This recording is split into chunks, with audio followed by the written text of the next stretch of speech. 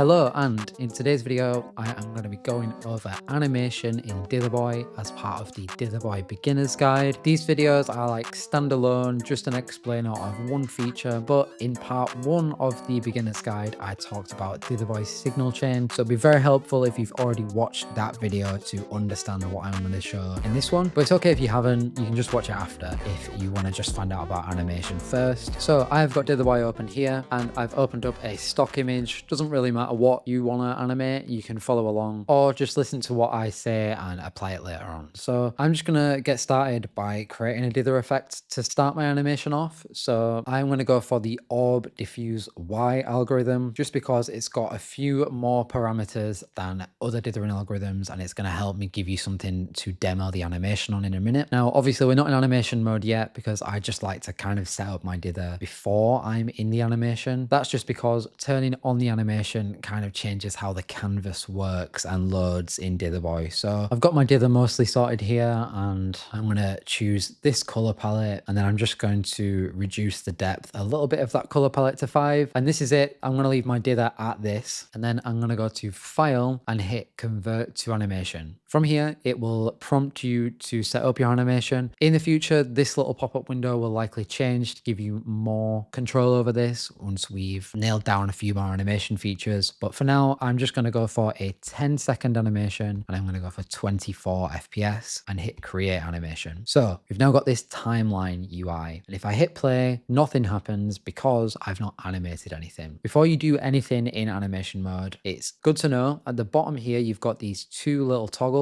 By default the toggles will be on standard and quick. For me, because I'm only working on a very short animation here, I'm going to switch to looped and rendered. What this does is it means Dither Boy will refuse to play your animation until it has actually been through and worked out each frame. If you keep it on quick mode, it will give you an approximate or just an estimated frame based on your animation so that you can preview things very quickly. I would only really do that if you're animating a massive file, like for whatever reason, if you're trying to import something 4K into Dither Boy, which I wouldn't do with dithering anyway. But yeah, for like a smaller image or shorter animation, it makes sense just to stay on rendered because it's not going to take very long to render out the frames. So from here, there are two ways you can add in an animation. The first way is clicking the plus to add an effect and choosing an animated effect. We've only got one animated effect in Dither Boy for now, but in the future there will hopefully be some more options here for you. I'm not going to add an animation that way today. I'm just going to hit add animation, and you will see this layer appear that says no property. I'm going to hit that 2 more times, so I've got 3 of them in total. And here on the side, as you can see, we've got loads of different parameters: scale, luminance, line scale, orb count, orb size. They go on,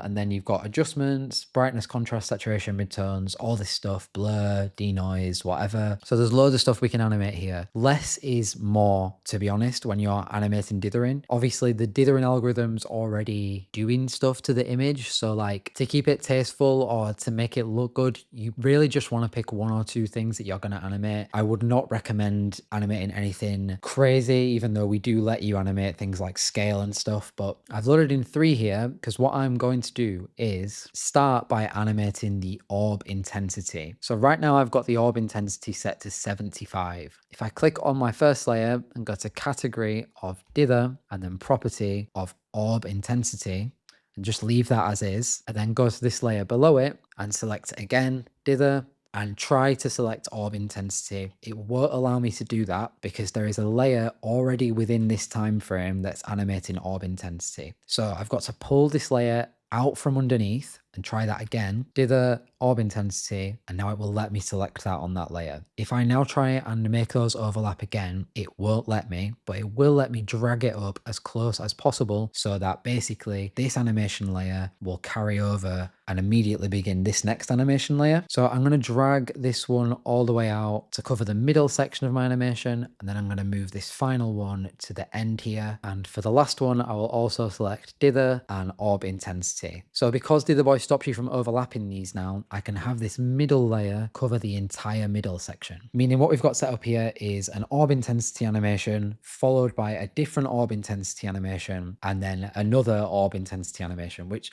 I know sounds like a lot, But basically what I can do now is just choose two numbers. So I'm going to choose 0 and 100 just to keep this as simple as I can. Input that as the from and to value as my first layer. Then on my second layer, I'm going to choose from 100 to 100. And then on my third layer, I'm going to choose from 100 to 0. So what this does now is it means when I hit play, when it renders out, we're going to go from 0 orb intensity to 100 for roughly 2.5 seconds. Then for the next 5 seconds, it will stay at 100 consistently. And then in the last 2.5 seconds, it will go from 100 to 0 and it will create a loop. It says settings changed next to my playhead, so it won't actually play because we are in rendered mode. But if I hit play now, it will tell me it's rendering the frames. And obviously the length of time this takes to render depends on anything else you've got open on your computer, what kind of computer you're running on, and what kind of image you are dithering and stuff. So obviously that's going to vary. If I hit play now though, you'll see the orbs fade in, stop moving in the middle, and they won't move until the last layer comes in where they will fade out. And because we're on looped mode, it will just keep looping that over and over again until I stop it. So now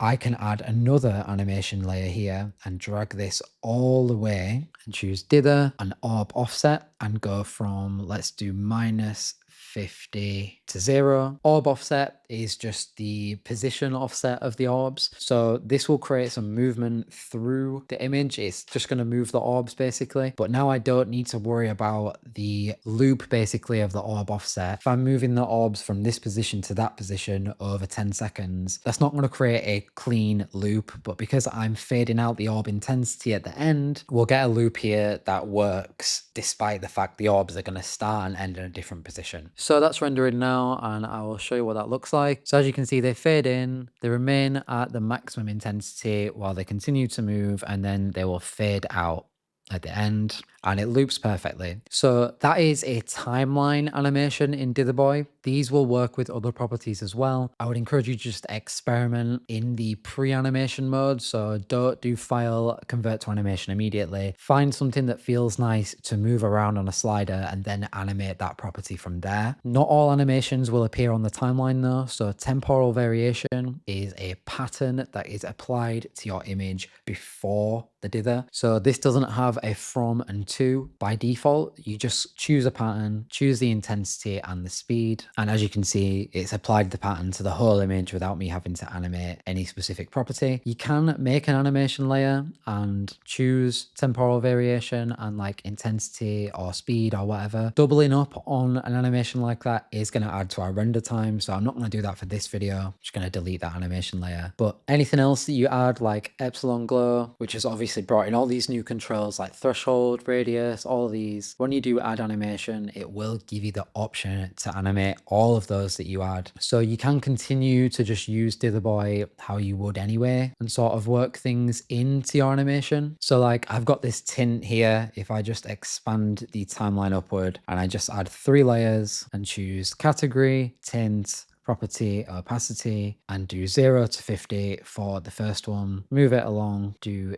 tint, opacity, 50 to 50 for the middle one, drag the third one to the end, and then do tint, opacity, and do 50 to 0 at the end. Obviously at the 5-second mark, it's roughly going to show what you were seeing before when I didn't animate this, but now it will fade in the blue tint and then fade it out at the end, which will sort of mess with my epsilon glow as well. So if I was doing this as like a full piece of work, I'd maybe also animate the epsilon glow, but you can just keep going with this. Like just bear in mind that the more you animate, the longer it's going to take to get your preview. Obviously I am screen recording both this camera and the work you can see on screen, so mine would usually do this a lot quicker, but we're animating quite a lot here, so it's taken a few seconds to get me my accurate preview. But you can see now the blue fades in, and as it fades in, the glow sort of changes and the orbs are moving, and it is more or less a perfect loop at this stage. And you can continue to iterate and mess with that all you like. I am going to delete that opacity animation I did on the tint though, because this looks way better than it did before. Either way, Hopefully you now understand animation. If you have done an animation that you want to save and come back to, just come to your main Dither panel and come down presets, save preset. I'm going to just name this one blue glow and just put in the description animation tutorial YouTube and hit save. And then I can come back to it later and continue animating, or I can apply this to another image entirely as well. The reason I said earlier that it's important to understand the signal chain for Dither Boy when you're animating is because it does still have an impact on things and how the animation will behave. So if you didn't already watch the signal chain video, please go watch that, because it'll help you understand the animation a little bit better as well. Slowly getting through all the features now in the beginner's guide videos. Obviously, we've got more features coming in Dither Boy 6.1, which might be out by the time you see this. So I will continue to make these little bite-sized videos that just cover one topic. If there's anything you want to see me talk about, or if there's any feature you would like to be better explained, please let me know. If you want to get animation presets, or if you want to stay caught up with Dither Boy, then please go to studioAAA.com/community, because I am putting loads and loads of Dither Boy resources like animation presets, color palettes, and free downloads and stuff on there all the time right now. So I would appreciate if you check that out. Other than that, thank you for watching, and I will see you in the next video.